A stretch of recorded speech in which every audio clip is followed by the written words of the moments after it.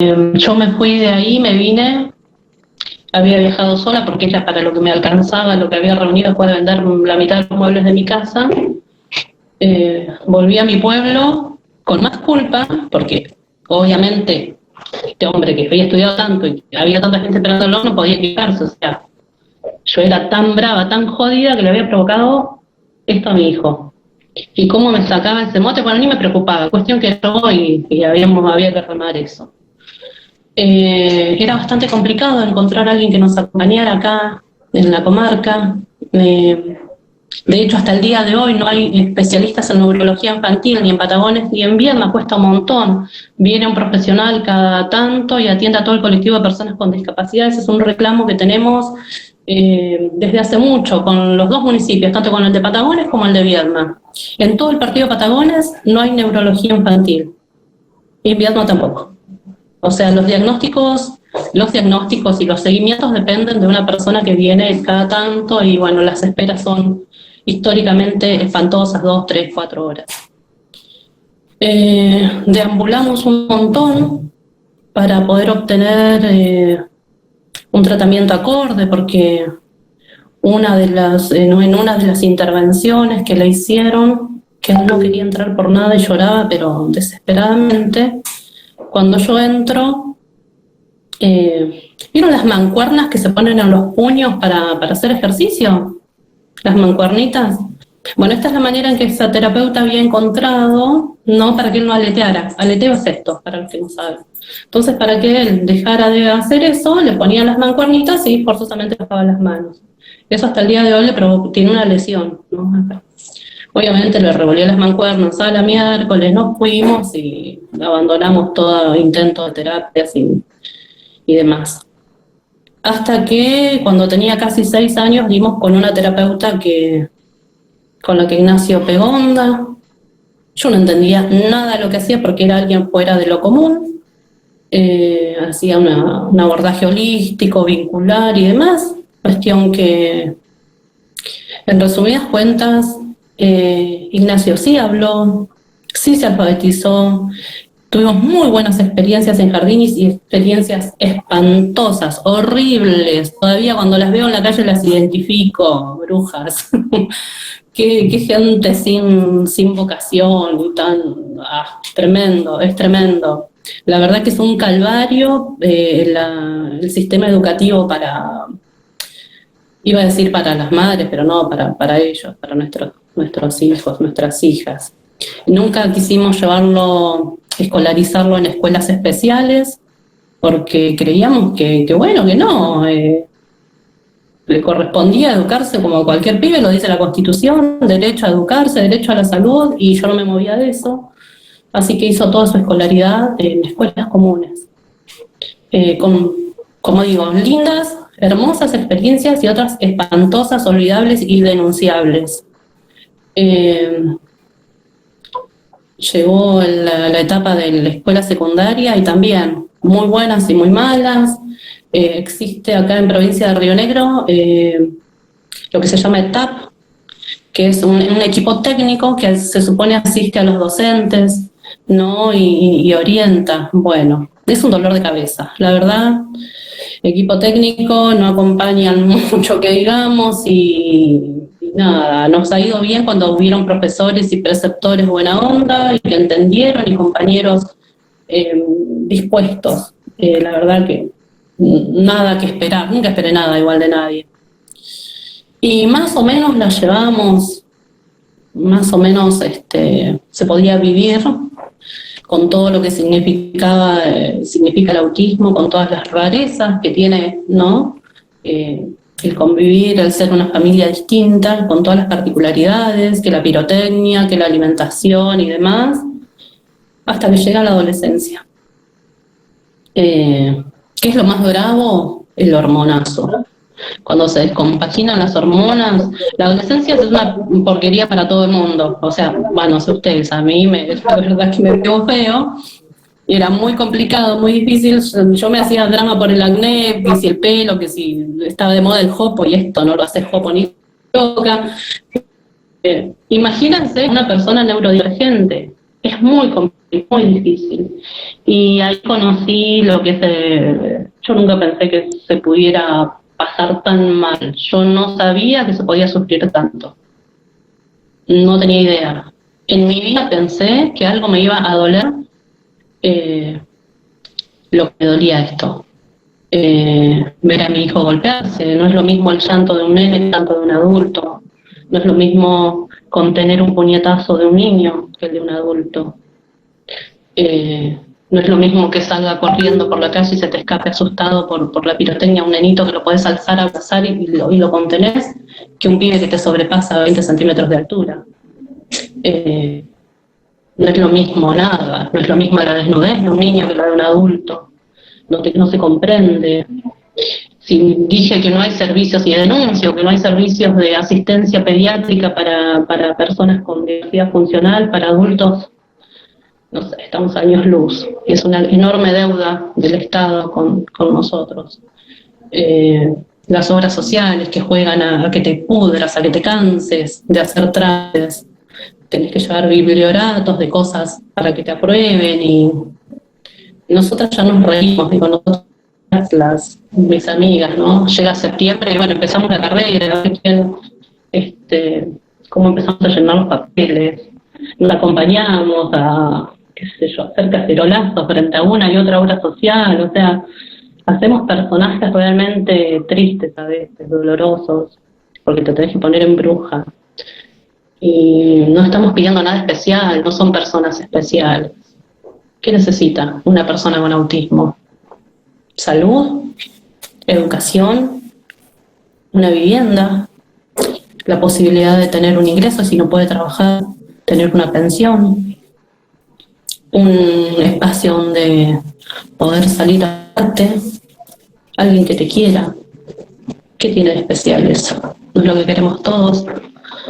Qué sé yo. La verdad es que la adolescencia nos vino a dar un cachetazo muy fuerte. En 2016 viajamos a Madrid y conocimos al doctor Morante, a las Mama Cultiva, a mi gran y querido amigo Gustavo Venegas, cultivadores del Alto Valle, de canabicultores de Alto Valle, que fue la primera persona que me dijo: tomá, un goterito de Juanita, Juanita la lagrimosa, para Nachi. Ese nene no comía, no dormía, estaba atravesando un cuadro de anorexia espantoso, me golpeaba. La primera vez que leí La gota de cannabis, que yo no tenía ninguna duda de que eso lo iba a hacer bien, porque yo pertenezco a un grupo, estaba en ese momento administrando un grupo de autismo, llamado Autismo Protocolos que Sanan, y yo sabía desde hacía como 5 o 6 años que en Estados Unidos, Canadá, otras compañeras lo usaban, pero yo no había pensado nunca en la posibilidad de que yo podía ser cultivadora. Yo pensaba, así como decimos Dios atiende en Buenos Aires, bueno, algo así, ¿no? En Canadá es otra cosa, en Estados Unidos es otra cosa. Nunca pensé que yo podía cultivar marihuana y hacer un aceite. Cuando me encuentro con que había cultivadores acá, la verdad es que me abrieron una puerta enorme. Gustavo nos da ese aceite. Las primeras gotas fueron 2 gotitas una noche, y Nacho tenía los pies, los deditos así, de los pies, y los empieza a estirar. Estiró los dedos de sus manos, respiró hondo y me agarró la mano, y en unos minutos durmió. Por supuesto aproveché y medio lo alcé en su cama y lo acuné.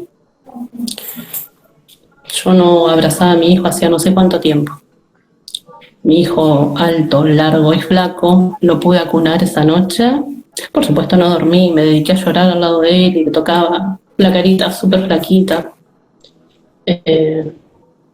La segunda noche esperaba ansioso las gotas, porque sabía que iba a dormir, y otra vez lo abracé, lo acuné y se durmió.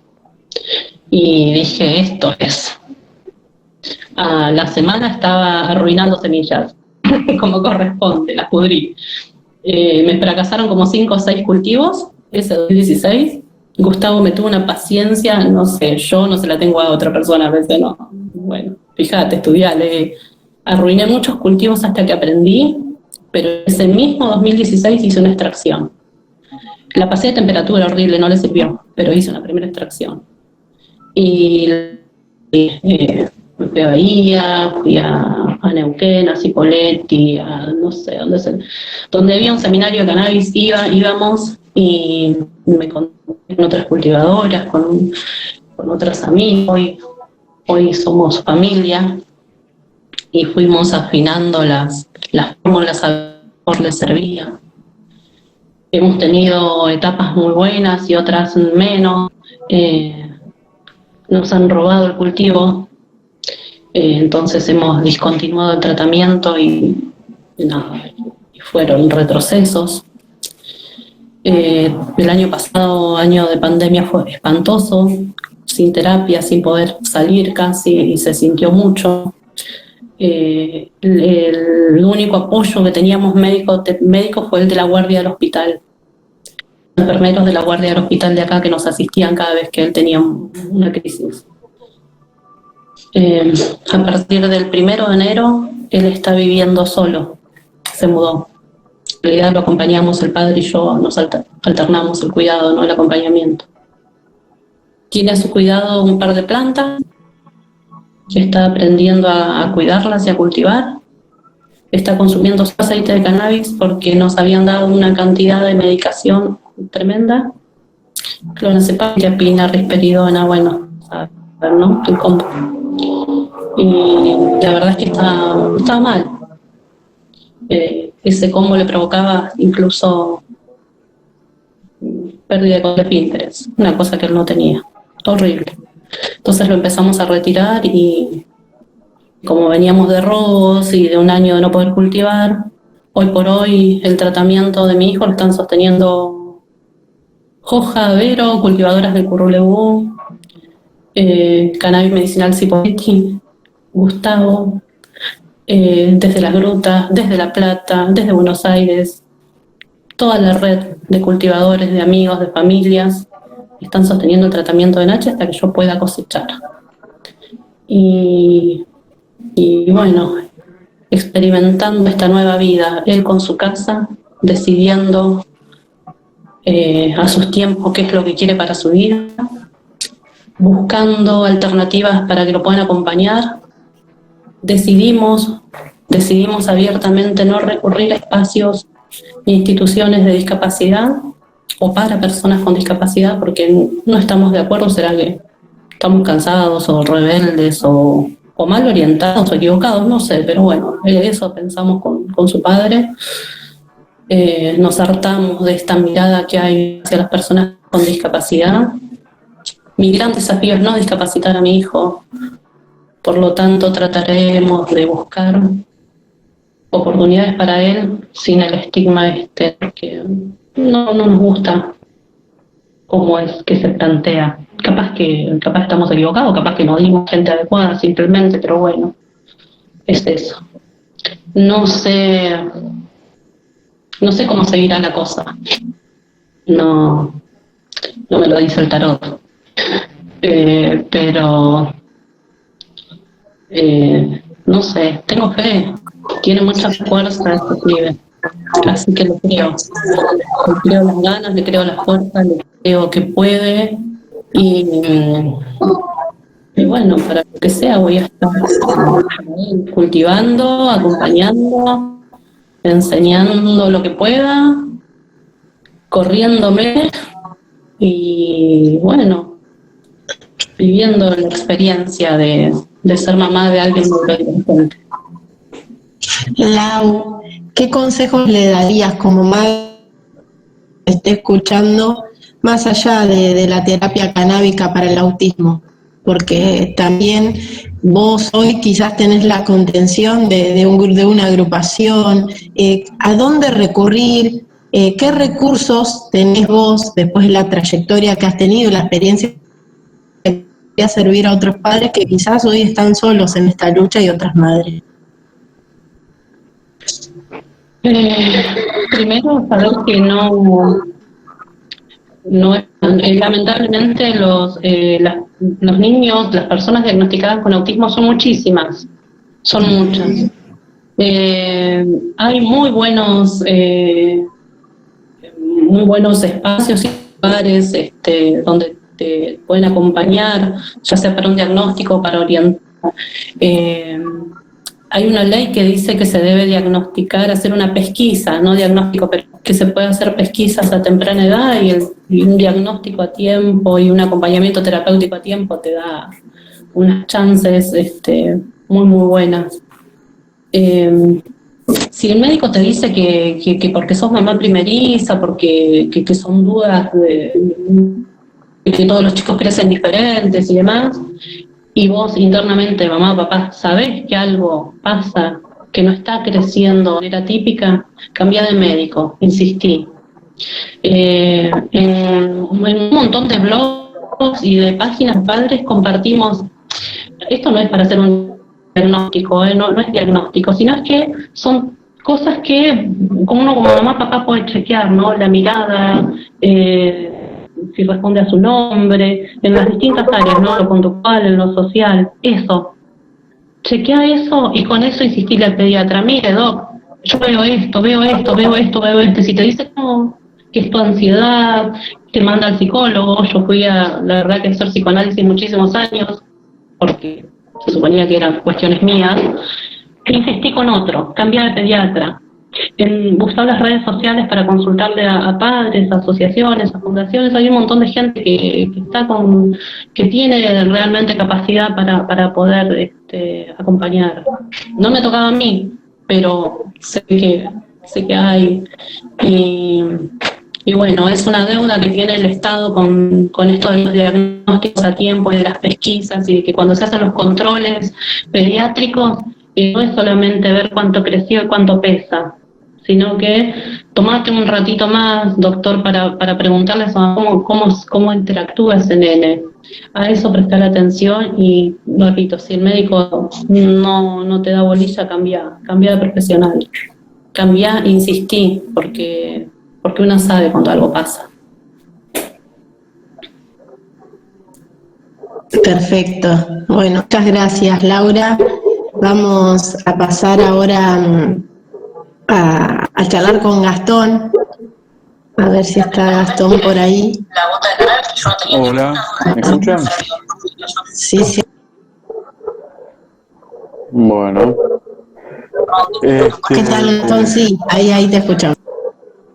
Ahí está. Bueno, un poco es repetir la historia de lo que han venido comentando los papás, ¿no es cierto? Yo en febrero del 2012 nacieron mis hijos, mellizos, Dante y Oliverio, una fecundación.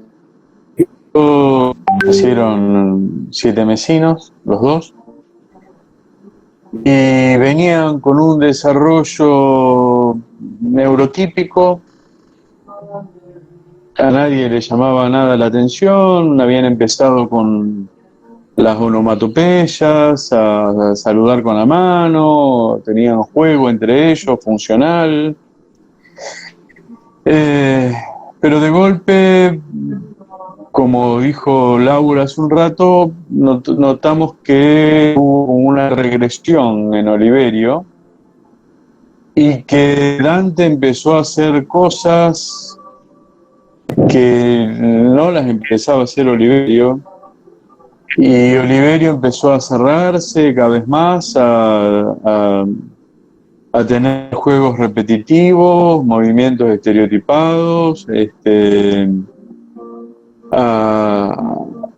a no mantener la mirada, a usarnos de sujeto que para acercarle las cosas no señalaba, no podía.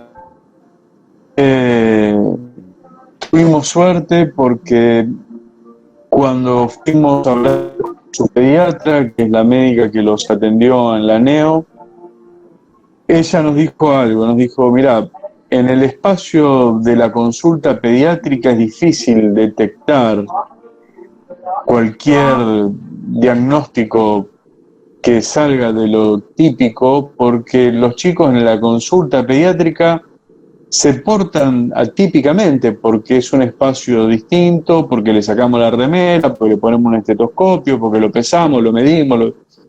Dice, si hay alguna alteración cognitiva o neuronal, yo acá no lo voy a detectar, hay que ir. Y inmediatamente nos derivó a una neuróloga. A todo esto, Oliverio ya tenía casi 2 años. Casi 2 años.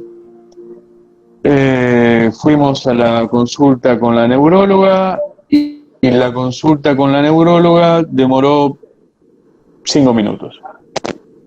Entramos al consultorio, nos sentamos en el escritorio, la neuróloga lo miró a Oliverio, le ofreció un juguete, le hizo un par de preguntas, se sentó frente a nosotros y nos dijo, bueno, ustedes llegan acá porque tienen dudas. Digamos, si no hay alguna duda, los padres no vienen a un neurólogo con un nene de 2 años, se quedan con el pediatra.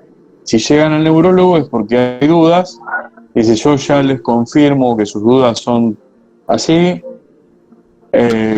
Oliverio tiene autismo. Vamos a hacer otros estudios de rigor para descartar cualquier otra cosa, pero Oliverio tiene autismo.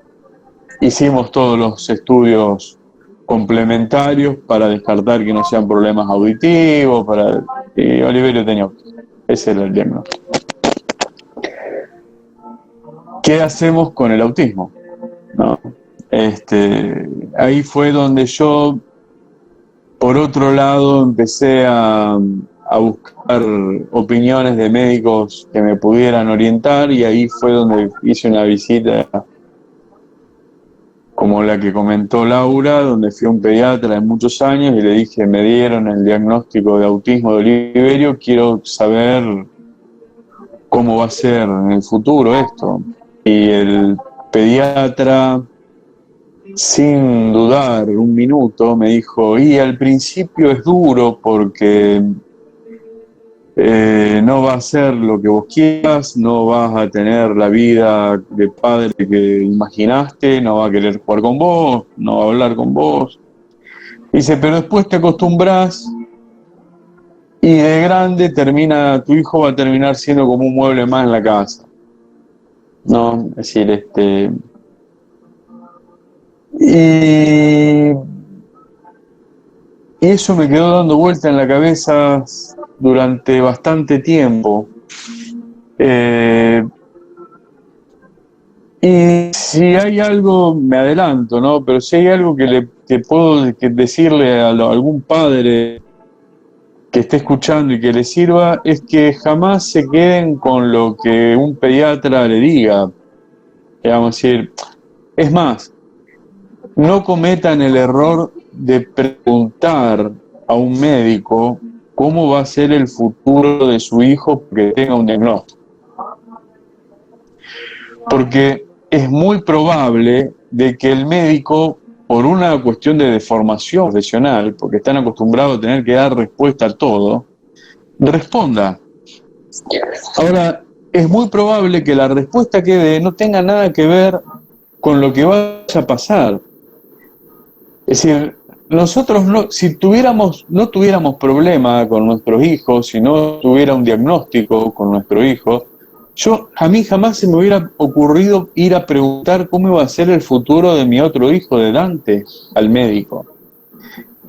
Y si algún médico me hubiese dicho cómo iba a ser el futuro de Dante, que no tenía diagnóstico de autismo y no tiene diagnóstico de autismo, yo hubiera dicho, pero este tipo, ¿qué está mal? ¿Qué capacidad tiene él para saber cómo va a ser el futuro de una persona?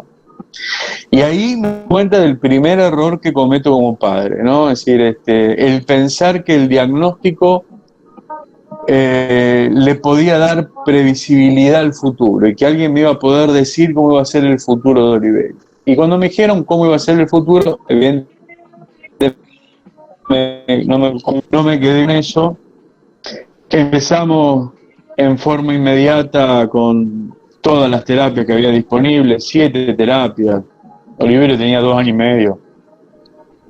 era levantarlo a las 7 de la mañana. Nosotros vivimos en Chipolete, había que ir a las terapias en Neuquén. Si estaba cortado el puente porque había algún piquete, algo, cruzar con el carrito, con el nene en brazo del otro lado, buscar un taxi, llegar a la clínica. No faltamos un solo día de consultorio. Al tiempo yo empezó a demostrar de que no quería saber nada con las terapias, que quería dormir, y nosotros lo seguíamos levantando, lo llevábamos a la terapia, pensando que hacíamos lo mejor por él, que era lo único que le iba a ayudar. Oliverio a los 2 años y medio empezó a tener muchas crisis conductuales y empezó con conductas autolesivas. Se empezó a golpear, a morder, se golpeaba la cabeza con la pared, con el suelo, se mordía, le pegaba a Dante, que era su hermano, que es su hermano mellizo. Dante ya le tenía terror a Oliverio y era correr cada vez que se cruzaban porque tenía miedo, tenía el golpe en cualquier momento. Y ahí fuimos a la neuróloga, y la neuróloga, Oliverio no dormía 1 hora y media por día, y las otras 22 horas y media eran llanto y conducta autolesiva. Se golpeaba a él, golpeaba a Dante, nos golpeaba a nosotros, y la médica nos dijo hay que empezar a darle risperidona. Yo de entrada yo ya sabía lo que era la risperidona y le pregunté si no había ninguna otra opción disponible, y me dijo que no. Y me dijo, si yo tuviera mi hijo con la misma situación, le daría risperidona. Y bueno, y a los 2 años y medio empezamos con la risperidona.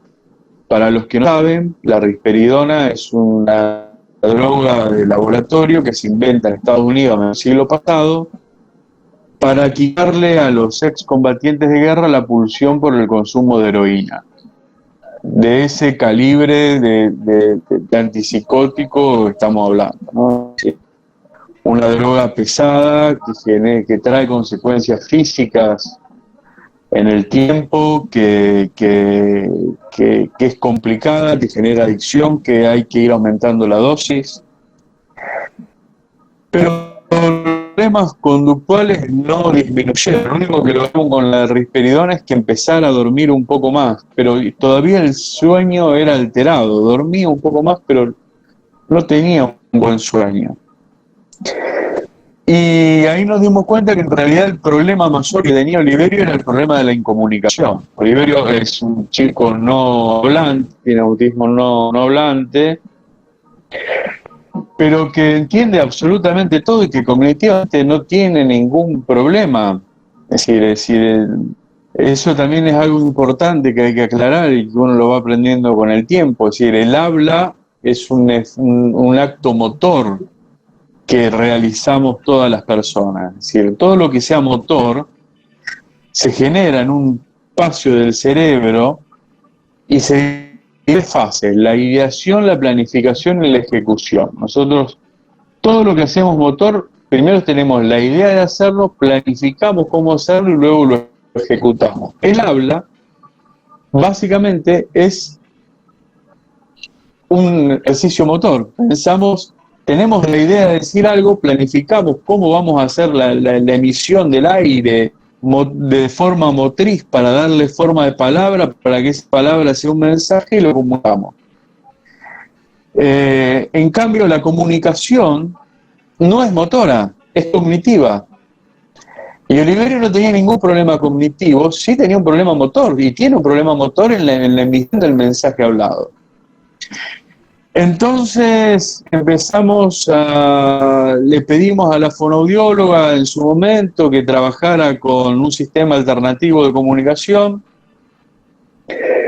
Empezó a trabajarlo, me dijo que no tuviera mucha esperanza con eso, que por dada la severidad de la condición de Oliverio, nunca iba a pasar de la fase 1. Ese sistema SPECS, que es un sistema que se inventó en la Universidad de Carolina del Norte, que tiene probada eficacia en personas con autismo o con personas que en determinado momento por una ACV pierden la capacidad motora del habla.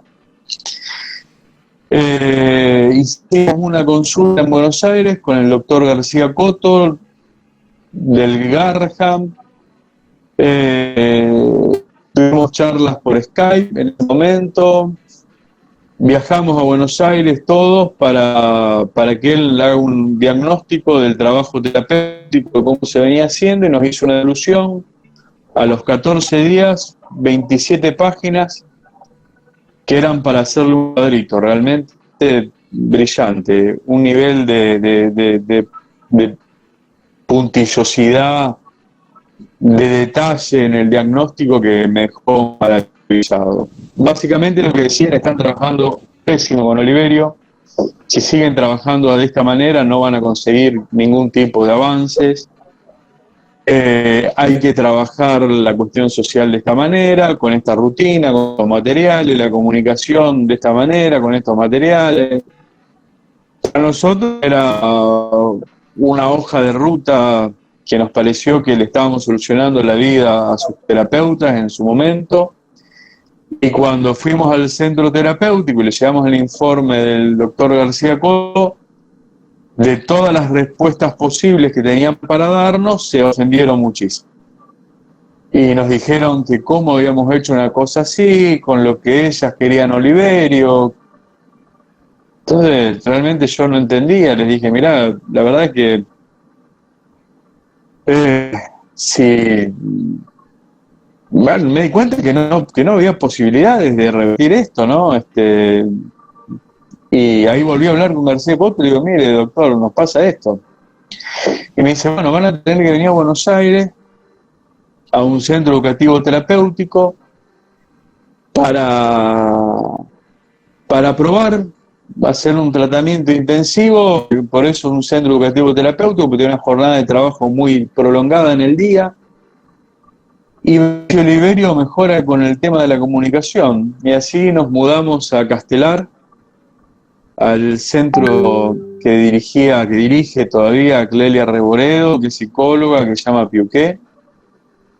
Y en 30 días Oliverio pasó de la fase 1, en la que había estado casi un año y medio, y de la que no podía salir por la severidad de su condición. En un mes de tratamiento pasó a fase 4.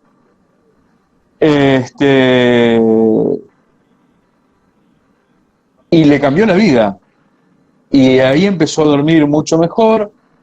Ahí dejó las conductas autolesivas, dejó de pegarle a su hermano, estando en Castelar, a 500 kilómetros de nuestra casa. Empezó a relacionarse de nuevo con su hermano mellizo, a través de darle la posibilidad de comunicarse, de darle una herramienta eficaz de comunicación. Seguimos con la risperidona durante años, y Oliverio solamente de noche, una dosis muy baja, que le ayudaba a dormir, pero que no tenía estado de alerta. Es decir, todavía hasta el año pasado Oliverio usaba pañales para dormir, tomaba risperidona 0,25, que por la contextura física y la altura que tiene es muy poco, pero así todo no tenía estado de alerta, o sea que dormía con pañales y se podía levantar hecho pis o caca y no se daba cuenta que venía. Ya en el 2020 las terapias nosotros dejamos al tiempo, volvimos a Castelar y empezamos con terapias en casa, donde estudiamos nosotros. Formamos acompañantes terapéuticas, tuvimos un acompañamiento del centro de Buenos Aires durante un tiempo, y después estamos trabajando nosotros intuitivamente y en base a lo que nosotros estudiamos sobre lo que consideramos era lo más oportuno para ese momento en Oliverio. Siempre estudiamos mucho, tuvimos esa posibilidad y esa suerte. Eso también fue lo que nos impulsó a generar la fundación, porque sabemos que hay otros padres que no tienen esa posibilidad. Así que arrancamos nosotros y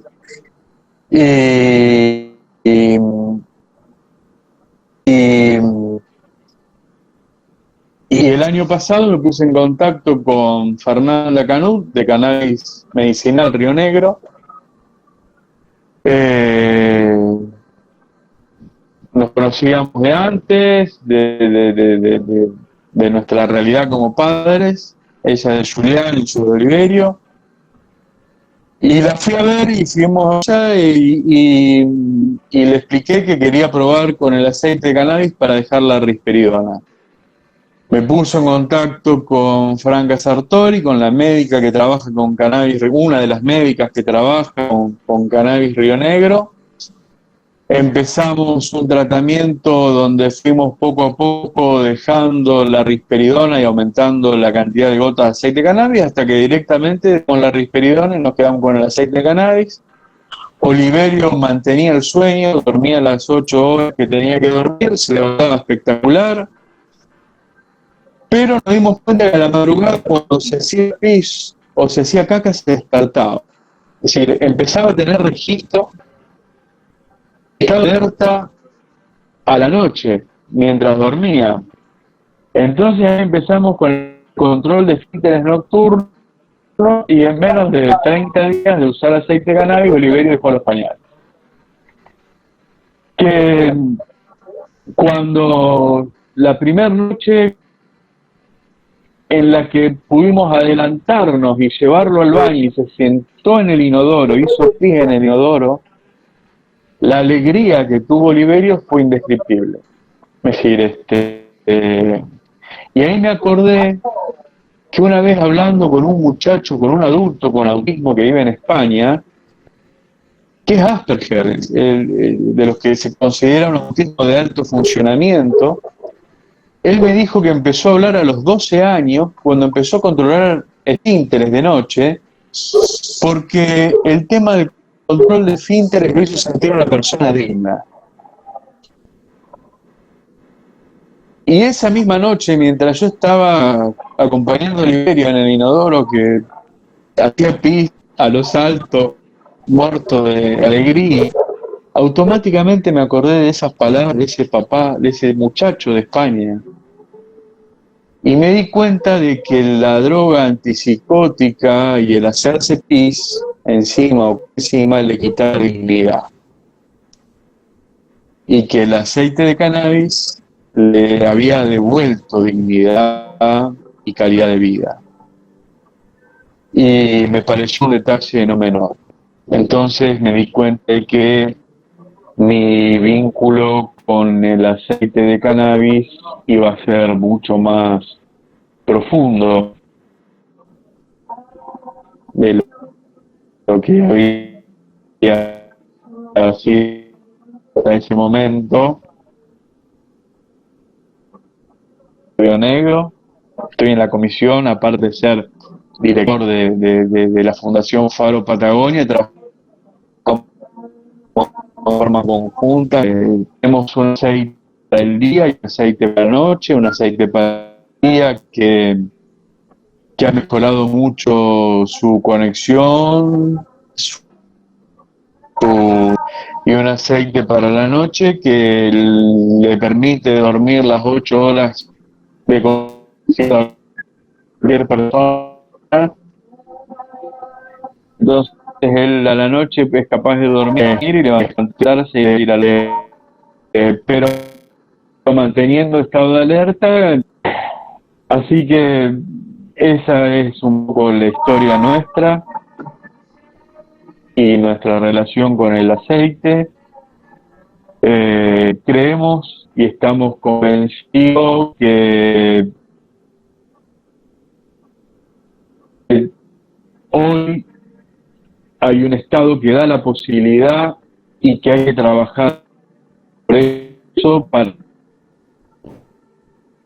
la primera y que a una familia sea el aceite de cannabis.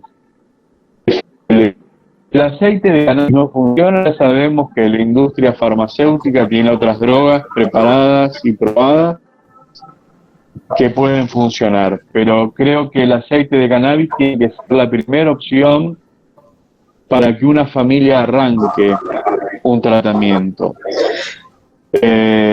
porque estamos muy vulnerables, somos vulnerables, muy vulnerables a un mal diagnóstico médico, a un mal diagnóstico terapéutico, y somos presa fácil de caer en una antipsicótica de la cual después es muy difícil salir. Así que, bueno, eso es un poco nuestra historia. Agradezco el espacio y bueno, ojalá que nuestra experiencia sea de ayuda para otros, ¿no es cierto? Sí, sin duda surgieron muchas preguntas que ahora vamos a estar respondiendo, pero la verdad que en toda esta historia hay muchas cosas que se repiten, ¿no?, en los distintos casos. Esto es muy importante lo que decís, que el uso medicinal del cannabis pudiera ser una primera alternativa y no que después de usar tantos medicamentos y que se siga aumentando esa discapacidad, esa situación de discapacidad, que sea el cannabis una primera alternativa y que no tenga que venir de lucha de los usuarios, de las usuarias, porque no quiero decir pacientes, sino que tenga que venir también de los médicos y de las médicas esa preparación, que puedan brindar distintas alternativas y vías y poder elegir.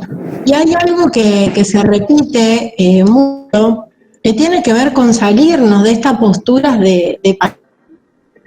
y poder convertirnos, ¿no?, en dejar de esperar, en dejar de que el médico y la médica tengan la verdad, poder nosotros y nosotras comenzar a activar y a elegir, a ver que podemos decidir y que nosotros también podemos ir construyendo verdades de las experiencias que vamos teniendo de nuestros hijos o de nuestras hijas.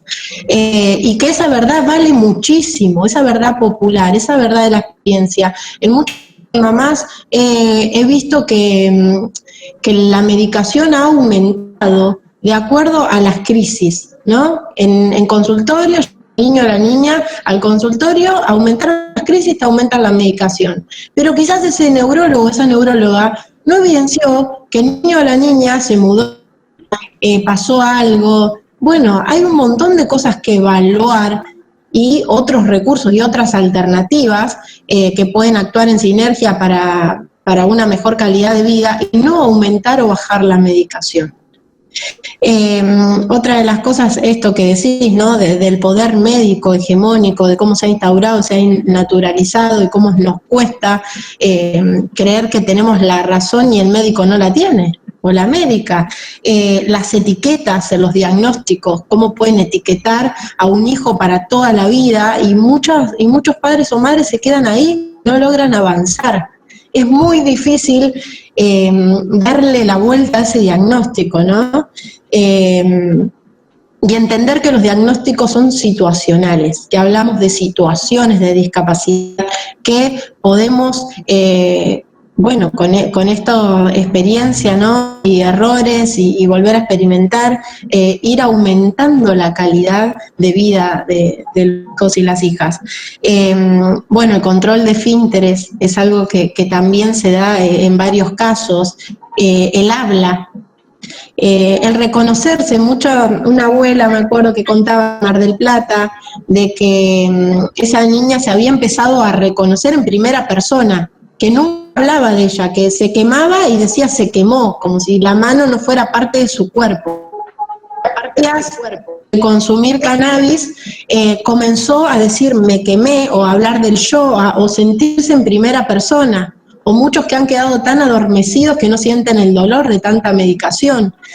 Son tantas vulnerabilidades que sufre un solo cuerpo y a su vez toda una familia que hay que es muy difícil después ir sacándose esos escombros, ¿no? Porque queda uno tan, le arrebatan la vida, le arrebatan la calidad de vida, le arrebatan las fuerzas, pero bueno, siempre hay una de los familiares, una de las familiares que logra empezar a revertir la situación y parece que empieza como a marchar, no es lo mismo estar solo, sola, que estar en una agrupación, que contar con otras madres y padres, pero que siempre estamos y hay personas en las cuales apoyarse para revertir estos diagnósticos, ¿no?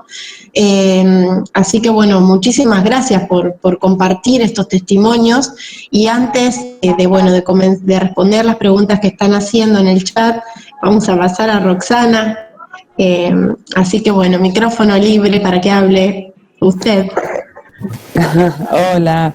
Bueno, primero es una alegría para mí estar acá y un honor, porque es un privilegio poder hablar de conciencia y transformación, que es un poco lo que hacemos este grupo de padres y muchos más.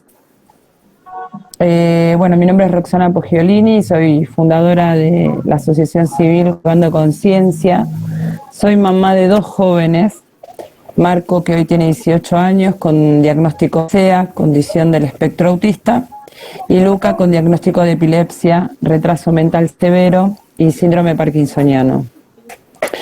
También soy cultivadora y me considero alquimista, tal vez desde la humildad.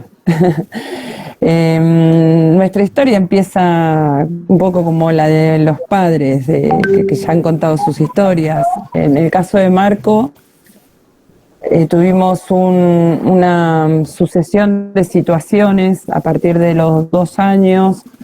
Primero hubo se le dio la vacuna, creo que fue la triple vírica, que dio unos efectos medio raros, que los médicos consideraban que era una especie de virus, me habían dicho. Tuvo parálisis facial, tuvo fiebre, como 30 días de fiebre, y era como un cuadro viral. Luego de esto tiene una operación, porque Marco nació con una fisura del paladar blando, la campanilla bífida, y había que repararla, y a partir de esa operación, la verdad que Marco, de ser un niño neurotípico, con desarrollo neurotípico, se apagó. Era gritar todo el día, era llorar, era mostrar todo el tiempo una insatisfacción, empezó a morder. Directamente los médicos consideran que requiere hacer una evaluación, y me mandan a hacer una evaluación en el momento en que Luca empieza a convulsivar. Así que esa evaluación fue para los 2 niños y salí con 2 diagnósticos distintos, con un futuro bastante oscuro, como decía el compañero. Luca no iba a caminar, y Marco, bueno, lo que deparaba el autismo para Marco, que en realidad no lo diagnosticaron inicialmente como autismo, sino como trastorno generalizado del desarrollo no especificado. Y bueno, fue bastante duro y bastante difícil. La verdad que nosotros no tuvimos suerte. Ellos no nacieron en Argentina, nacieron en España, y fue bastante cruel la intervención de profesionales y de escuelas, con terapias muy invasivas, con la búsqueda de un diagnóstico certero y correcto, de hacer como muchos estudios raros, desde miogramas, que eran como clavarle agujitas en todo el cuerpo para ver si había conexión muscular y motora y tal. Luego tocó la escolarización. Primero la casita. El primer año de la casita fue muy frustrante, demasiado frustrante. Marco ya tenía 3 años y un poquito. Y bueno, lo que sucedió es que a la semana y media de haber empezado el cole, nos citaron a los papás, la directora, un asistente social y la maestra, para hablarnos de la posible medicación de Marco, porque Marco era un niño insostenible, un niño que no se podía sostener en el aula, y que yo iba a estar mucho más tranquila en mi casa si yo lo medicaba. Les pedí un tiempo, que por favor me dieran un tiempo para pensarlo, porque ellos me proponían era un antipsicótico demasiado fuerte y que me parecía que era un niño y no, como que no lo veía correcto, ni siquiera moralmente correcto. Después también tuve confrontaciones con el neurólogo, porque el neurólogo todo el tiempo me hablaba de la discapacidad, de limitación, inhabilitación, como que no iba a poder, no, un montón de no. Y yo me sentaba mirándolo a los ojos, intentaba en realidad mirarlo a los ojos, pero nunca me miraba él a los ojos a mí. Entonces no podía tener con el médico una conexión humana. Hasta que un día se enojó mucho conmigo y golpeando su escritorio me dijo, pero tú entiendes que tienen discapacidad y que no van a poder hacer muchas cosas, porque yo todo el tiempo mi pregunta era, ok, ya todo lo que me estás diciendo, todo lo que no van a poder, todo lo que es, todo lo que... ya me lo dijiste y lo entendí, pero ¿qué podemos hacer desde esta realidad que tenemos? Y bueno, todo lo que fue la escolaridad de Marco, la verdad que fue de un fracaso a otro. En España terminamos en un colegio de educación especial. El último día de clases me devuelven a mi hijo con un brote psicótico que lo tengo que ir a buscar porque el transporte no lo había podido subir. Cuando lo veo a mi hijo estaba golpeado de la nuca hasta el talón, golpeado con moretones en su cuerpo, como que lo habían golpeado. Y no me podían dar explicaciones. Y la única explicación que me dio la directora, como muy enojada conmigo, fue que el año que viene no va a poder seguir en esta escuela, vamos a tener que buscar alguna internación psiquiátrica. 2008, veníamos además de un ingreso psiquiátrico porque todo el tiempo nos daban fármacos, todo el tiempo, eran muchos los fármacos que le daban, muchas combinaciones de fármacos. De hecho, en esto que yo les decía a los médicos que por favor que esperáramos, porque a mí me parece que no le estábamos dando cabida al niño, en una de las instituciones me amenazaron con decirle a los servicios sociales que yo me estaba negando a medicar a mi hijo, yo estaba negando el acceso a la salud y bienestar de mi hijo. Y la verdad que viviendo en otro país, siendo extranjero, te da un poco de miedo de que eso suceda. Y también esto que había fallado la psiquiatría por un lado, porque los fármacos que le habían dado en un hospital público muy conocido de Madrid me habían dicho que ellos no encontraban una solución para mi hijo, farmacológica, ni la combinación de fármacos, ni había un fármaco que funcionara.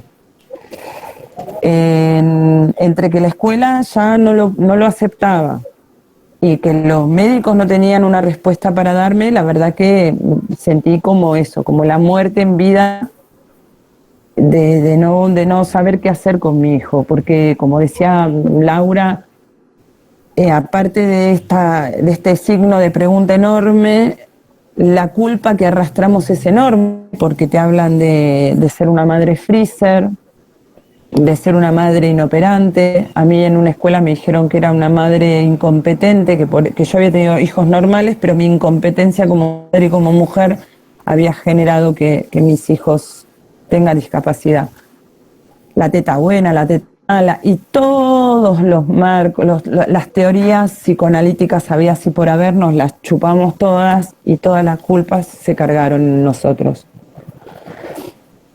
Alguien, una psiquiatra en un hospital, ya les digo, público de Madrid muy conocido, comenta sobre el cannabis, que ella no tenía mucha idea, pero que bueno, que por ahí podía investigar por ese lado y que había un médico en Barcelona, Mariano Paló, de una clínica que estaba haciendo experiencias observacionales del uso del cannabis en trastornos psiquiátricos, porque ya no era autismo, es que nunca había sido autismo para nadie, sino que era un trastorno mental lo que tenía mi hijo.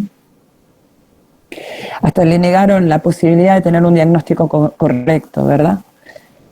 Así que nada, subimos y emprendimos el viaje a Barcelona para conocer a este médico. Yo no tengo idea si este médico se acuerda de mí, pero a mí él me cambió la vida. Me dio mucha información con respecto al cannabis. Para mí, como muchos papás, yo nunca había sido usuaria del cannabis y para mí era una droga también y era como, wow, pero hace eso y nos pasa eso y se puede regular esto y entonces él me daba como información científica de lo que él venía estudiando. Vuelvo a Madrid.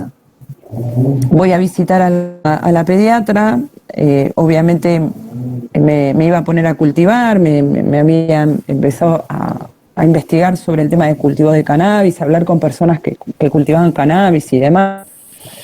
Y cuando le digo a la pediatra que iba a usar cannabis, nada, me dice que de ninguna manera yo iba a drogar a mis hijos con cannabis, así que si yo accedía a eso, ella me iba a denunciar a los servicios sociales y que los chicos me los iban a sacar. Así que en este portón enorme de hierro que se me cerró, decidimos venir a probar a Argentina, así que en el 2008 el papá viajó con mi hijo al Hospital Fleni. Aquí conocimos a Christian Plebs, él nos guió mucho en muchas cuestiones que en Marco eran bastante complicadas, por ejemplo, la sensorialidad de Marco, era muy, muy sensible a los estímulos. Ahí también nos comunicamos con una gran maestra de la integración sensorial que me dio muchos tips. Mientras vivíamos en España practicábamos todo esto y decidiendo si nos volvíamos a Argentina o no. Y bueno, cuando descubrimos que el cannabis era una opción y que de alguna manera en España teníamos como las puertas bastante cerradas, cuando los médicos no sabían qué hacer, las escuelas, ya les digo, no nos aceptaban, las terapias eran carísimas y terminábamos en frustraciones y un grupo familiar destrozado, el Vademecum no tenía ninguna respuesta, decidimos venirnos aquí a Argentina. Y la verdad que sí, recuerdo esa época como bastante dolorosa, porque también me acuerdo de las súplicas que nosotros teníamos en los consultorios terapéuticos, porque yo quería ser mamá de mis hijos. Yo no quería ni ser una observadora científica, ni tratar de decodificar, ni aprenderme nada. Yo quería ser la mamá de Marco y la mamá de Luca. Y que maternar no doliera tanto, porque parecía como que esto que era un privilegio para otras mujeres, pero para mí no. El desprecio también, me pasó mucho la discriminación de ir a una plaza, llegar con mis hijos a la plaza y que se fueran las madres con sus hijos y quedarnos solos en la plaza intentando amacar y que a mí no se me caiga una lágrima. O que alguien me gritara por la calle, deja ese subnormal en tu casa. La verdad que sí, que fue bastante duro, fue postergar proyectos de vida, hasta el hecho de ser una mujer. Y bueno, nada, decidimos venir para Argentina. Yo debo de decir algo, que a mí lo que sí me sostuvo en la emocionalidad no fue mi familia, porque sí mi familia estaba en España, o parte de mi familia política estaba en España, pero no se pudieron vincular nunca con mis hijos tampoco, con lo cual había un desprecio social y un desprecio intrafamiliar. Pero a mí lo que me sostuvo fueron otras mujeres, me sostuvieron mis amigas, las amigas que fui cultivando a lo largo de mis años de vivir allí. Los hijos de mis amigas que se criaban con mis hijos, que tenían una mirada humana y una construcción. Y bueno, nada, seguí mi intuición, vinimos para Argentina, los primeros años fueron bastante difíciles, fue sacar mucha medicación, empezar con protocolos de alimentación, probar con la alimentación, probar con distintas terapias que por ahí en España estaban muy en boga, aquí estaban más desarrolladas y tal. Buscar la oportunidad médica. Para mí, Cristian había sido como un faro también. Y bueno, nada, empezamos a ver qué hacíamos. Yo ya sabía del cannabis, pero como mi grupo de amigos de aquí de Argentina, ninguno era usuario ni nada, no sabía cómo acceder a no sé, a una semilla, a aprender a hacer una extracción y tal. Y en el 2015 ya me empecé a conectar con gente de Growth, viajé a Uruguay, conocí gente en Uruguay, y en el 2016 fue como el estallido. Llegué a la Madrid también como Laura, con un montón de ilusiones. Conocí ahí mucha gente que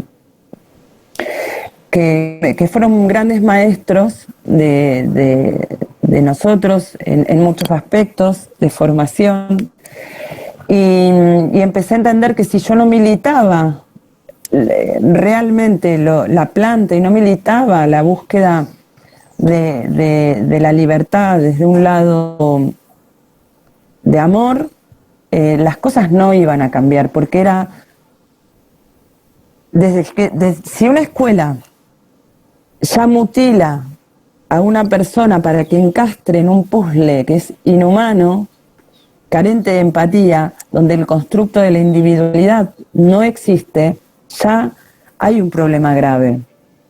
Es bastante difícil ya desarrollarnos, imagínense, como individuos neurotípicos en una sociedad tan enferma y tan amoral, cómo se desarrolla un niño con una condición que ya portando un CUD lo limita al acceso de muchísimas cosas.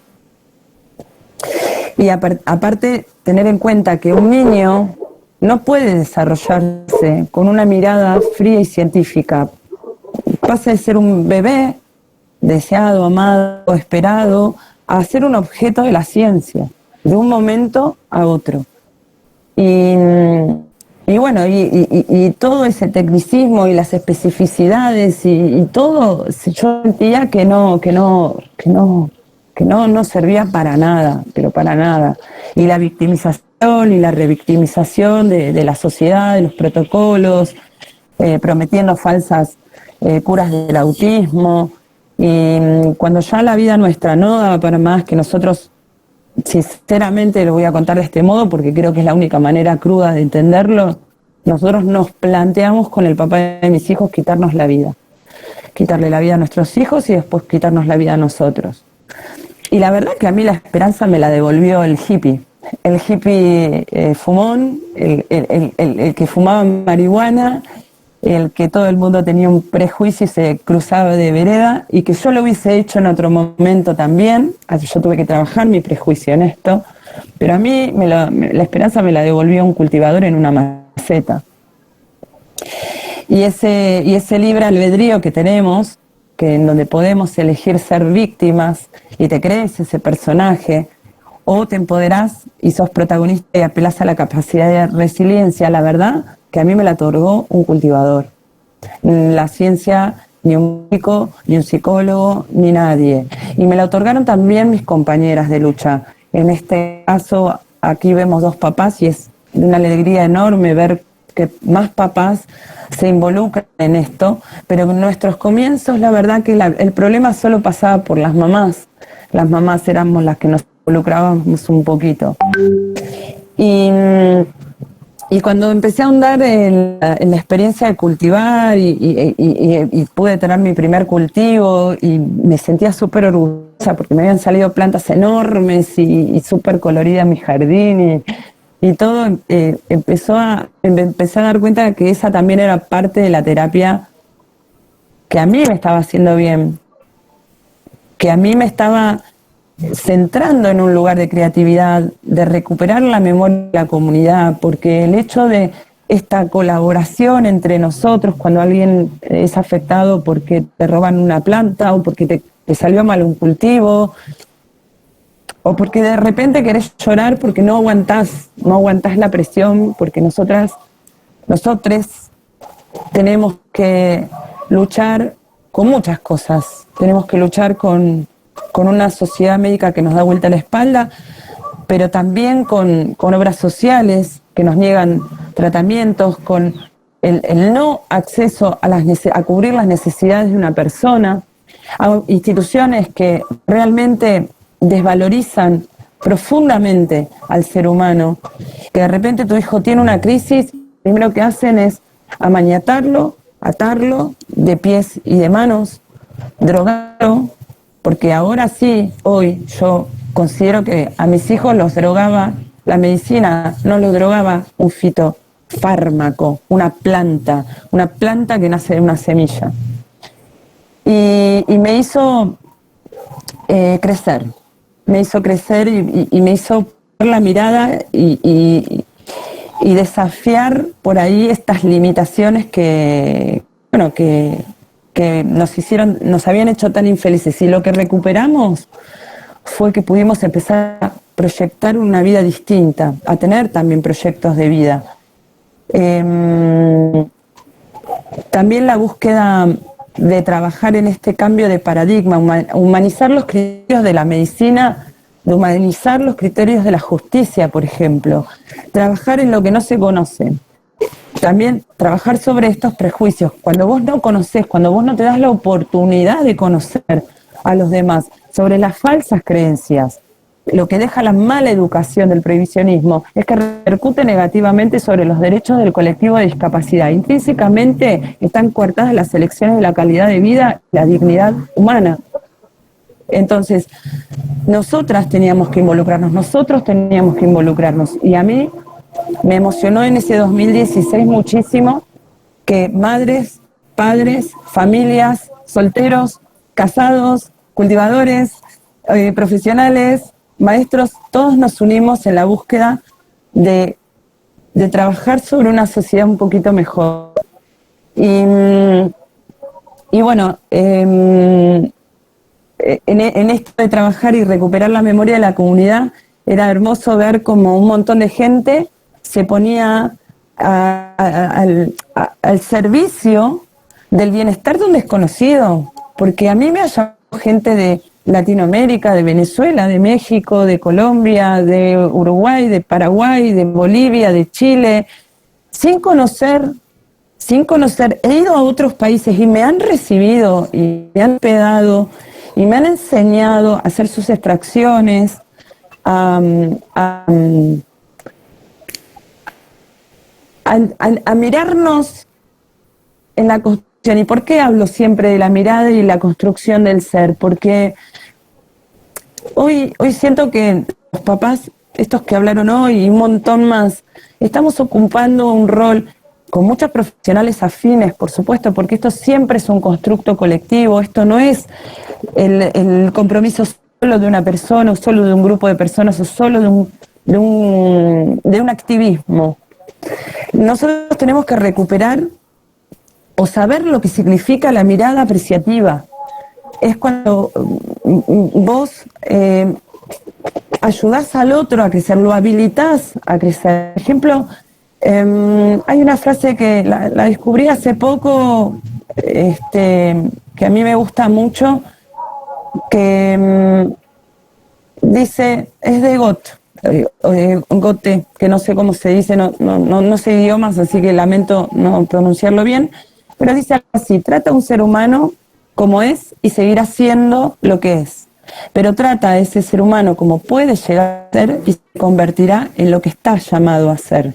Nosotros no tenemos que hablar más de inclusión, porque las personas que componemos esta sociedad estamos dentro de esta sociedad.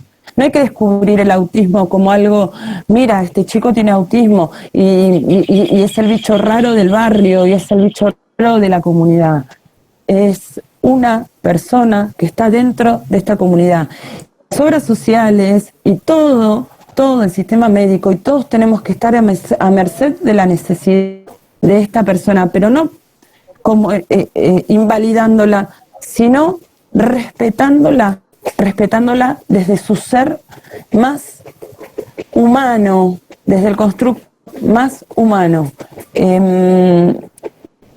Nosotros estamos atravesando ahora que son chicos en transición, ¿no? Son chicos que dejaron de ser niños y están siendo jóvenes adultos, una vida adulta. Y como decía Laura, mi hijo encontró un camino y nosotros lo estamos acompañando en ese camino. Es lo que hay que hacer.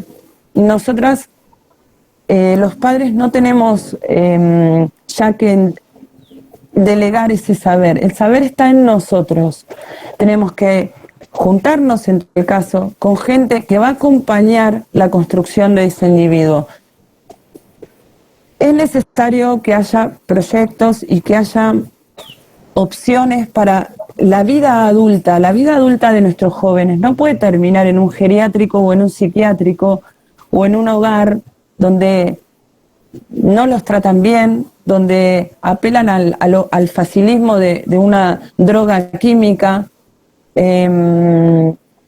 sino que tenemos que empezar a tener proyectos donde se valore esta individualidad, donde se construya esta individualidad y empezar a mirarnos a los ojos. Daniel Campbell, que es un psicomotricista argentino, escribió un libro que habla sobre la mirada, la construcción del individuo a través de la mirada, la calidad del vínculo, que pocos sabemos de eso, no se estudia en la escuela.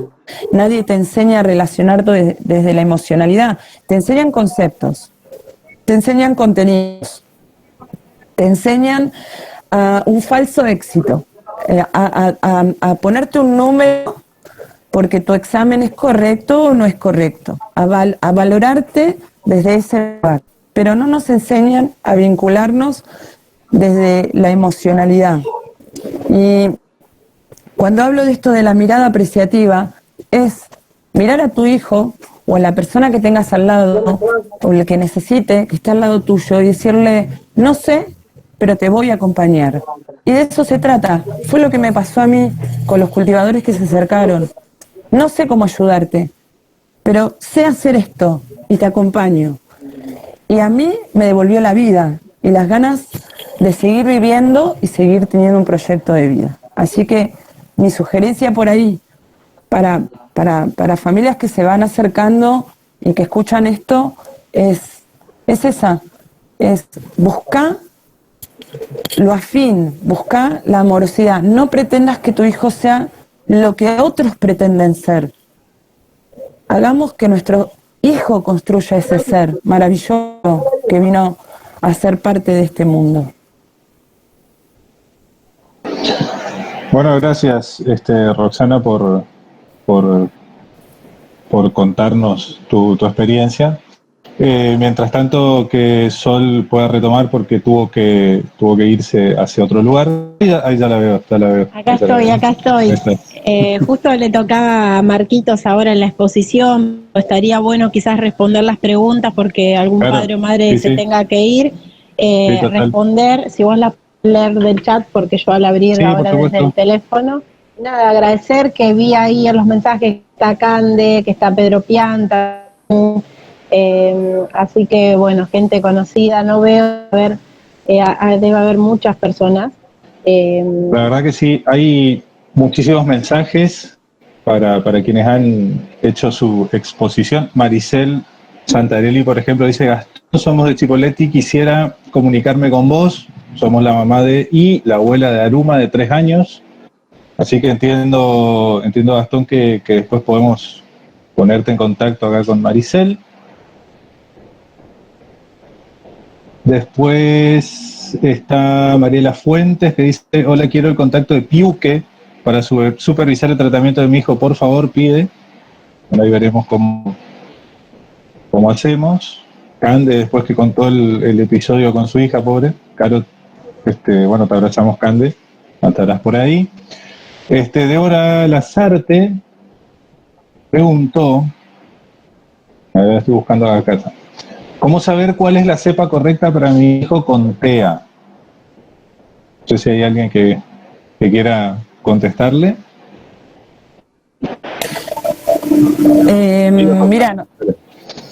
Mira, nosotros no somos médicos, entonces no tenemos, no hacemos ejercicio de la medicina, pero creo que esto, como todo lo empírico, como también se prueba un fármaco, ¿viste? Se prueban, en un fármaco te dan un cuarto hoy, no funcionó, te suben medio, no funcionó, cambian el fármaco, te prueban medio, cuarto y así. Bueno, en el cannabis la diferencia es que tus órganos no colapsan, no genera adicción, entonces es una sustancia bastante más segura.